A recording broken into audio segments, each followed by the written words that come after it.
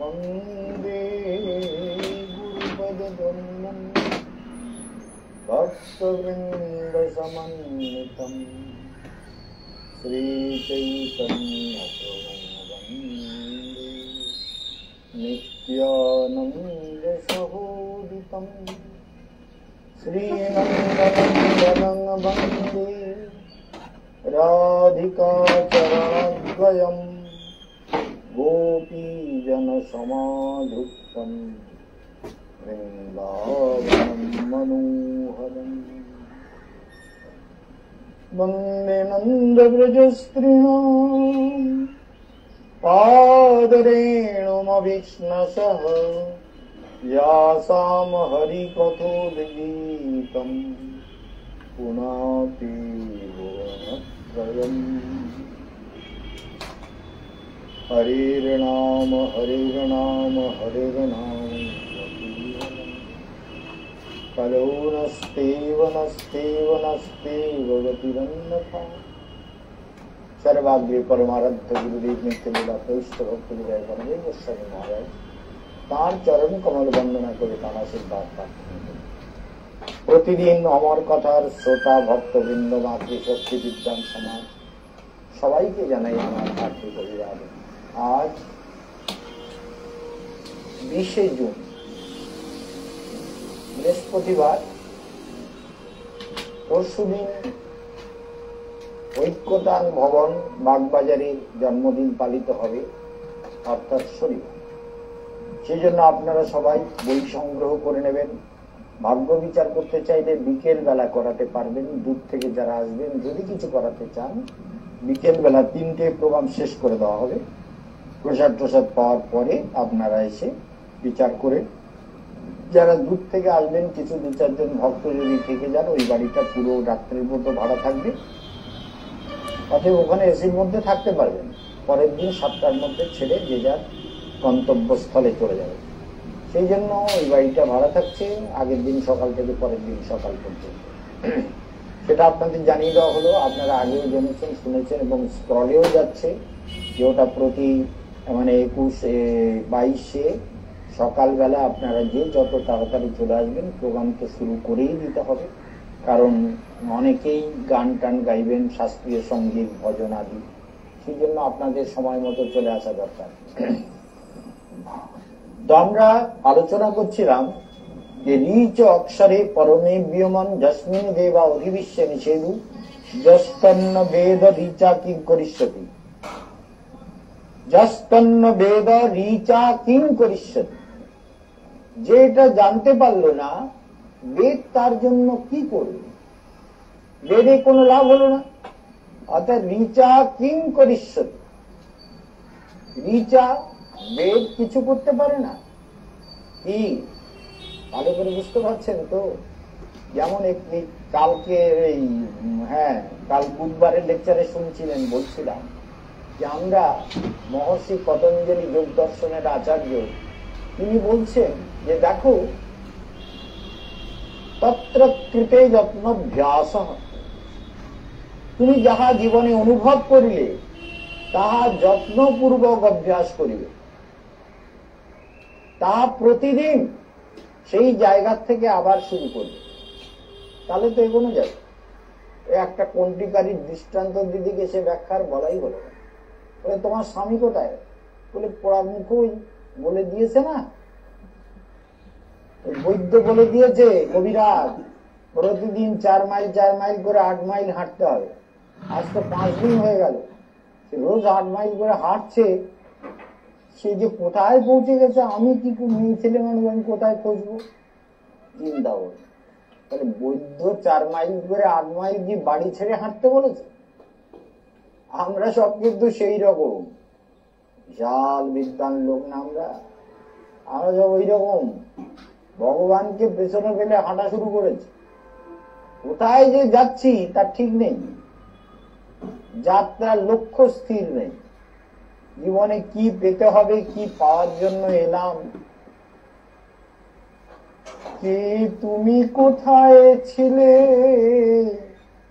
কি করিতে এথায় এলে, কিবা কাজ করে গেলে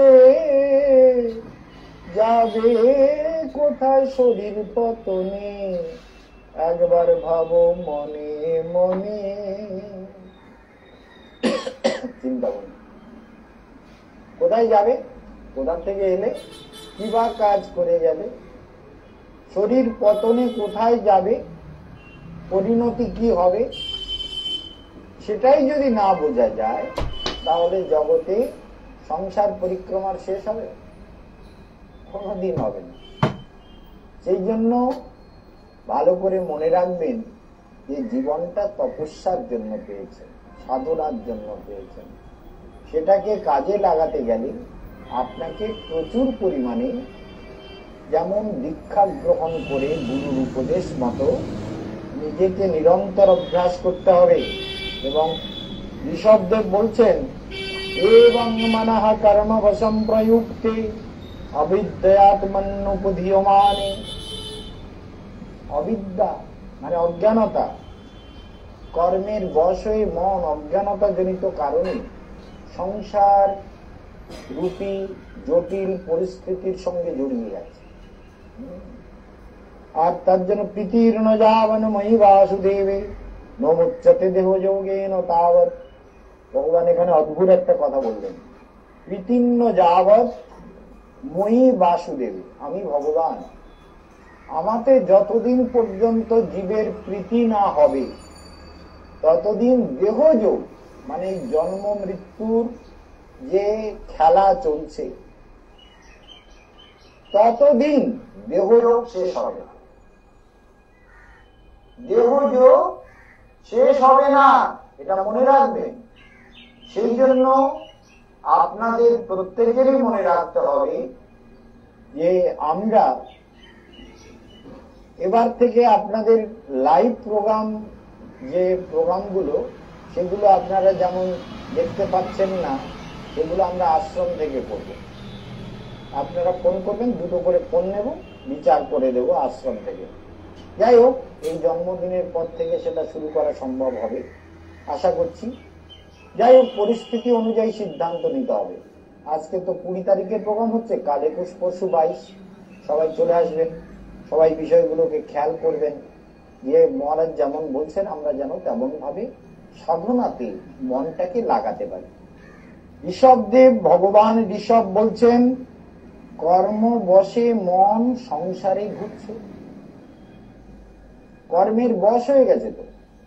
আর শরীর, মন যেমন চালায় শরীর তেমন চলে।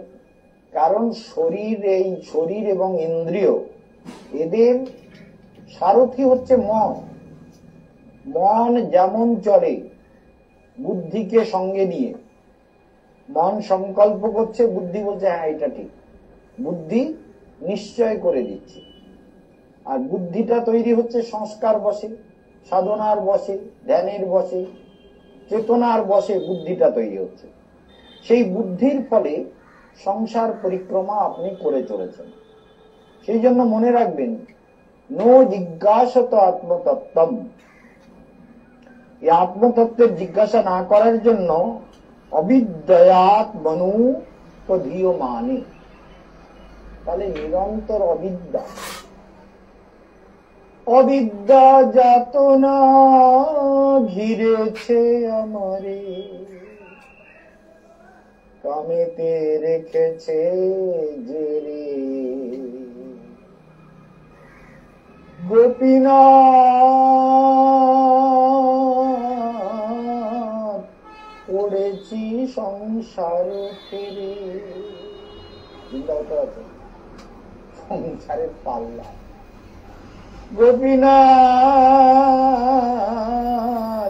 পড়েছি সংসার ফেরে, অবিদ্যা যাতনা ঘিরেছে আমারে, কামেতে রেখেছে জেরে। কামে, কাম, কাম রস, যেমন চিনির রস। চিনির রসে যেমন বেলটাকে, কাঁচা বেল তিতো, কিন্তু কেটে ভালো করে সেটাকে সিদ্ধ করে নিয়ে পিস পিস কেটে জিলিপির মতো চিনির রসে যদি হদ্দম ফুটানো হয় তাহলে কি হবে বলুন তো? আচ্ছিত থাকে। হদ্দম চিনির গাঢ় রসে ফুটিয়ে ফুটে চিনির বেলের কাঁচা বেলের ওই এগুলোকে সিদ্ধ করার পরে ওইগুলোকে কেটে নিয়ে সিদ্ধ করে জল ফেলে দিয়ে তারপরে ওইটাকে ওই চিনির রসে হদ্দম ফোটানো হলো, গাঢ় হয়ে গেল, মোরব্বা হয়ে গেল। হাড্ডে তার মানে হাড়ে হাড়ে চিনি ঢুকে। সেই জন্য কামেতে রেখেছে যে মানে ওই রকম মোরব্বা বানিয়ে ফেলেছে আমাদেরকে। মন, বুদ্ধি, চেতনা, ইন্দ্রিয় এগুলো সব কি হয়েছে? কামের রসে, চিনির রসে যেমন বেল মোরব্বা হয়ে যায়, চিনির রসে জিলিপি গুলো কিরকম রসালো হয়ে যায়, রসগোল্লা গুলো রসালো হয়ে যায়, হ্যাঁ, দানাদার গুলো কিরকম রসালো হয়ে যায়, দেখেছেন তো? সেই রকম আমাদেরকেও কাম রসে ভালো করে জারিত করা হয়েছে, জারানো হয়েছে। সেই জন্য এই কাম রস জীব নিরন্তর এই কাম তৃষ্ণা চরিতার্থ করতে ব্যস্ত। কাম তো একরকম না, স্ত্রী সম্ভোগ একটা কাম, কিন্তু তার সঙ্গে সঙ্গে অনন্ত কাম। এটা খাবো, এটা চাই, এটা এরকম, এই শত্রু, একে কি করে দমন করা যায়, এই মিত্র, এই মিত্রটাকে কি করে দেখা যায়, এই জায়গাটা ভালো, এখানে কি করে যাওয়া যায়, এই সিনেমাটা দেখবো, এই লোকটার সঙ্গে এই গন্ডগোল, এরে কি করে বদলা নেব, নানান সবই কাম। এই কাম রস একদম হাড়ে হাড়ে জারিত করে রেখেছে। কিন্তু সরল, সহজ, সুন্দর ভগবানকে ধ্যান যদি জীব না করে, ভগবত মন্ত্র জপের অভ্যাস যদি নিরন্তর না করে, নিরন্তর জীবনটা সুন্দর করবেন। যার যার প্রারব্ধ যেমন, দীক্ষা নিয়েছেন হরিনামের মালা নিরন্তর জপ করবেন। মালা সঙ্গে না থাকলে স্নান করতে গেলে স্নানের ঘরে এমনি জপ করবেন, বাথরুমে গেলে এমনি জপ করবেন। অপবিত্র বলে কিছু নেই তো। আমি তো বলি একদম বিছানায় বসে জপ করবেন, বেশি সুবিধা। ভোরবেলা ঘুম থেকে উঠে বিছানায় বসে জপ করবেন। বলে বাসি বিছানা, বাসি কাপড়, বাসি উমুক। বলে বাসি মানে তোমার মধ্যে ভগবান বাসি হয়ে আছে? তোমার ভেতরে যে ভগবান আছে সে কি কখনো বাসি হয়? দেখেছেন আপনি বাসি হয়? ভগবান বাসি হয়ে যায়? ভগবান তো বাসি হয় না। ভেতরে কত কিছু। আমার মধ্যে যে রক্তগুলো আছে, এখানে কেটে গেল রক্ত, ওই রক্তগুলো ওগুলো কি পবিত্র নাকি? রক্ত পবিত্র? বলে কেটে গেছে, এ বলি আর বলে রাজার মন্ত্রী দিয়েছিল তো, বলে রাজার ওই সকালবেলায় একটু কেটে পড়ে গিয়ে কেটে গেছে, রক্ত বেরিয়ে গেছে। তাই মন্ত্রী সকালবেলা রাজা বলছে, বলে দেখো মন্ত্রী আমার কেটে না কতটা রক্ত বেরিয়ে গেল, দেখেছো? বলে ভগবান যা করে মঙ্গলের জন্য। হ্যাঁ, আমার এই পা কেটে গেল, রক্ত বেরিয়ে গেল কতটা, ওষুধপত্র ওঠা বুদ্ধবিদ্যা লাগলো, আর তুমি ভগবান এটা মঙ্গলের জন্য করলো? মহারাজ আমার তো মনে হয় ভগবান যা করেন মঙ্গলের জন্যই করেন। হ্যাঁ, মহামূর্খ তো। মন্ত্রীকে বন্দি করো, বন্দি করে রেখে দাও। মন্ত্রীকে বন্দি করে রেখে দিয়েছে। আর রাজা মৃগয়ায় গেছে সৈন্য সামন্ত নিয়ে গিয়ে। এইবার রাজা দেখে রাজাকে মানে জলের হরিণের পিছনে দৌড়তে দৌড়তে বনের মধ্যে রাস্তা হারিয়ে গেছে। মৃগয়া সে হরিণ শিকার করতে গিয়ে এইবার দস্যুরা ধরেছে, বলে এইটা তো খুব ভালো বলি, চলো নিয়ে চলো। নিয়ে গিয়ে রাজাকে বলি চড়াবে বলে ঠিক করেছে। বলে এই বাহ সুন্দর বলি, সব ছোট করে চান করা ভালো করে, সিঁদুর টিঁদুর বাঁচিয়েছে ভালো করে, চান টান করিয়ে নিয়ে এসে কপালে কপালে সিঁদুর দিয়ে বলি দেবে। তখন তাকে পায়, এটা কি? এটা সবার রক্ত বেরিয়ে কেটে গেছে সকালবেলা। একবার রক্ত বেরিয়ে গেছে ওই বলি, একবার যার রক্ত বেরিয়ে যায় কেটে যায় তারে আর বলি দেওয়া যায় না। বলে ভাই বলি হবে না, ছেড়ে দাও। বলি ছেড়ে দিয়েছে। দিতে রাজা তো বেঁচে গেছে। বেঁচে গিয়ে এবার রাজ্যে যখন ফিরে গেছে তখন রাজা মন্ত্রীকে ডেকে বলছেন, মন্ত্রী তুমি যা বলেছিলে ঠিক বলেছিলে, ভগবান যা করেন মঙ্গলের জন্য। আজকে আমাকে দিত, আমার পা কেটে রক্ত একটু বেরিয়েছিল বলেই একবার আজকে বলি হয়েছে, আবার বলি হবে নাকি? একবার রক্ত পড়ে গেছে আবার ওই রক্ত না হবে না, বলি আর হলো না, বেঁচে গেল। ভগবান যা করেন মঙ্গলের জন্য। আপনারা বোঝেন? বুঝে তো সব পণ্ডিতগণ না বোঝেন তো নিশ্চয়ই, আমি বুঝি না অবশ্য, আমার বুদ্ধিটা কম তো আমি ঠিক বুঝতে পারি না, আপনাদের বলি অবশ্য, তবে আমি যদি বুঝি টুঝি বলে আমার মনে হয়। যাই হোক, এখন দেখুন এই যে সংসার নিরন্তর জট পাকিয়ে রেখেছে, নিরন্তর সংসারে অবিদ্যা, অবিদ্যা মানে অজ্ঞানতা, অন্ধকার, অজ্ঞানতা, অন্ধকারই অজ্ঞানতা। ধরুন এখন যদি চারিদিকে এমন বিজলি বিস্ফোট হয়ে গেল, যখন পাওয়ার হাউস থেকে আগুন টাগুন লেগে সব বিস্ফোট হয়ে কিংবা পারমাণবিক বম টম ফেলে দিয়ে সব অন্ধকার হয়ে গেল, আমি এখানে বসে আছি, আমার অবস্থাটা কি বলুন তো? আমি তো একটা স্টুডিওর মধ্যে বসে আছি, এখানে আলো ফালো এসি মেসি সব উড়ে, সব যদি পরমাণবিক বম ফেলে দেওয়া হয়, একটা অ্যাটমিক বম, হাইড্রোজেন বম ফেলে দেওয়া হলো, সব উড়ে গেল, লাইট ফাইট কলকাতা সব অন্ধকার হয়ে গেল, তখন কে বলুন তো? এই অন্ধকারকে বলে অজ্ঞানতা। তখন কোন দিকে যাব, কোন দিকে এসছিলাম, কোন দিকে রাস্তা, উড়ে বাবারই কি হবে? আপনারা অবশ্য সকালবেলা শুনছেন, বলে সকালবেলা ঠিক আছে, সূর্য নারায়ণ, কিন্তু আমি যখন লেকচার দিচ্ছি তখন তো সন্ধ্যে হয়ে গেছে। এই সময় যদি এরকম ঘটে তখন কি হবে, পরিণাম কি হবে, ভালো করে ভেবে দিয়েছে? তাহলে দেখুন, সূর্যদেব কিন্তু কোনো বিল পাঠান না। আমরা এই এসি আলোতে এইসব যে প্রোগ্রাম করছি, এর জন্য তো হাজার হাজার টাকা বিল দিতে হয়। সূর্যদেব যে আমাদের এত লাইট দিচ্ছেন, এত কিছু, শুধু লাইট দিচ্ছেন, সূর্যের আলো না পড়লে কোনো ফসল জন্মাবে না, কোনো অন্ন হবে না। সূর্য আলোকে সমস্ত ফসলগুলো হয়। পৃথিবীতে শুধু যদি বর্ষা হয় তাহলেও বাঁচবেন না, শুধু বর্ষা হলে হবে না, তো রোদ হতে হবে, আর শুধু যদি রোদ হয় তীব্র তাহলেও বাঁচবেন না।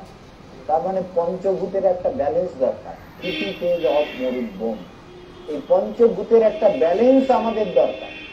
সেই ব্যালেন্স যদি না হয় তাহলে কি করে হবে?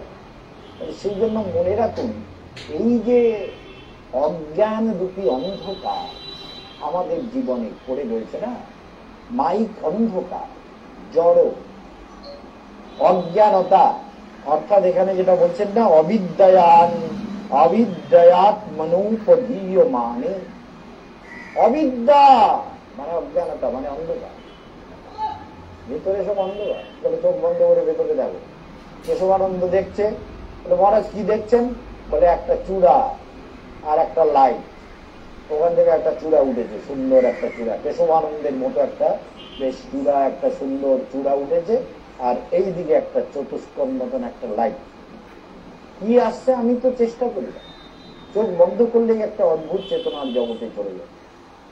এগুলো আপনারা বুঝবেন না, আপনাদের বললে মনে হয় কি মহারাজ কি যে বলে, কি পাগল পাগল টাগল হয়েছে মহারাজ, মাথা খারাপ হয়ে গেছে। তো এটা তো সত্যি কথা, সাধনা করলে মাথা খারাপ হবেই। আপনারাও যদি খারাপ না হতে চান তাহলে সাধনা করবেন না একদম। বলে পাগল লোকের কথা শুনে মরবো আমরা, একদম বাদ দেবেন। পরশু দিন আসবেন জন্মদিনে, সেইগুলো তৈরি হয়ে আসবে। মনে রাখবেন, কেশবানন্দগণ মহারাজ কাউকে ছাড়েন। ভূত প্রেত দানব দৈত্য যক্ষ রক্ষ কিন্নর গন্ধর্ব ডাকিনী শাকিনী যোগিনী বিদিলা পাইনি, ভূত প্রেত পিশাচ কালী চামুন্ডা হনুমান রামচন্দ্র কৃষ্ণ নারায়ণ তিরুপতি বালাজি, কাউকে ছাড়ে না, কারো ছাড়া ছাড়ে। আর আপনাদেরকে তো ছাড়েই না, লেকচারের মধ্যে কত রকম ঘুরিয়ে ফিরিয়ে, যাই হোক সেটা আর বলবো না। প্রীতির ন যাবন মই বাসুদেব, যতদিন বাসুদেবের চরণে প্রীতি না হবে, বাসুদেবের চরণে প্রীতি না হবে, নমুচ্চতে দেহ যোগেন তাও, নমুচ্চতে, ততদিন এই দেহ ভগবানকে যতদিন ভালো না বাসবেন। বাসুদেব মানে চৈতন্য সত্তা, যেটা আপনার মধ্যে আছে। আমি তো আমার চৈতন্য সত্তাকে আত্মাকে ধ্যান করি, আপনিও করবেন। আমি তো সচ্চিদ, ওম দৈত সচ্চিদানন্দ রূপম আত্মানম মনসা স্মরামি, ওম সচ্চিদানন্দ রূপম আত্মানম অহম স্মরামি, ओम सच्चिदानंद रूपम आत्मानं मनसा स्मरामि ओम बद्रीनारायणं मनसा स्मरामि। তাহলে আপনি তো সচ্চিদানন্দের অংশ, সচ্চিদানন্দ নারায়ণ তার অংশ আপনি। আপনার মধ্যে আনন্দ চেতনা আছে, আত্মা আছে, পূর্ণতা আছে, প্রসন্নতা আছে, নির্মলতা আছে। অতএব আপনি আপনার পথে অবশ্যই এগোলেন, জীবনে কোনো চিন্তা নেই, সেই পথে এগোতেই হবে, সেই পথ নিতেই হবে, সেইভাবে জীবনে চলতে হবে। সেই জন্য আপনারা সবাই মিলে আগামী পরশুদিন, যেহেতু আমার জন্মদিন, অনেক কথা ঘুরিয়ে ফিরিয়ে অনেক কিছু গুলো কথা বললেও পরশুদিন তো আমার জন্মদিন, আপনাদের সবাইকে নিমন্ত্রণ, সবাই চলে আসবে। সবাই এসে সকাল, যত সকালে পারেন ভোরবেলা বেরিয়ে চলে আসবেন। 9টায় প্রোগ্রাম কিন্তু একদম একদম ঘড়ির কাঁটায় 9টায় প্রোগ্রাম স্টার্ট হবে। তার আগে স্টার্ট হলেও 9টা থেকে পুরো স্টার্ট হয়ে যাবে।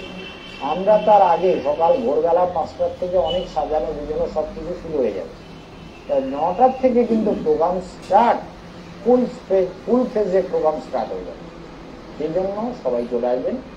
আর গুরু পুজোর জন্য যে সময় নির্ধারিত হয়েছে, অর্থাৎ 11:30টার সময় আপনারা সবাই পুষ্পাঞ্জলি দিয়ে নেবেন। বক্তৃতা করে তার মধ্যে বক্তৃতা চলতে থাকবে এবং 1টার পর আপনারা 1টার পরে আপনাদেরকে প্রসাদ দিয়ে দেওয়া হবে। 3টের মধ্যে প্রসাদ পাওয়া শেষ, কীর্তন ভজন টজন যা কিছু চলতে থাকবে। 3টে পর্যন্ত প্রোগ্রাম সমাপ্ত করা হবে। 3টের পর যারা ভাগ্য বিচার টিচার করতে চান বা যারা রাত্রে থাকতে চান বা যারা পরের দিন আমাদের টিকিট কাটার ব্যাপার আছে, পুরো অযোধ্যা টযোধ্যা সব 23 তারিখে কিন্তু টিকিট কাটা হবে, সেদিন রবিবার। যেন বড় বড় মেইন স্টেশনে ছাড়া টিকিট কাটা হবে না। যেমন বাগবাজারে একটা কাউন্টার আছে, সেখানে যে লোকটা আমাদের খুব হেল্প করে, সেটা কাউন্টারে কিন্তু টিকিট পাওয়া যাবে না। এরকম অনেক ছোট ছোট কাউন্টারে টিকিট হবে না। শিয়ালদায় করতে হবে, দমদম জংশনে করতে হবে, কলকাতা টার্মিনালে করতে হবে, হাওড়াতে করতে হবে, তারপরে আপনার এতে করতে হবে, ওই কয়লাঘাটে করতে হবে। বিভিন্ন জায়গায় আমাদের লোকজন পাঠাতে হবে, যেখানে যেখানে রবিবারে কাউন্টার খোলা থাকে।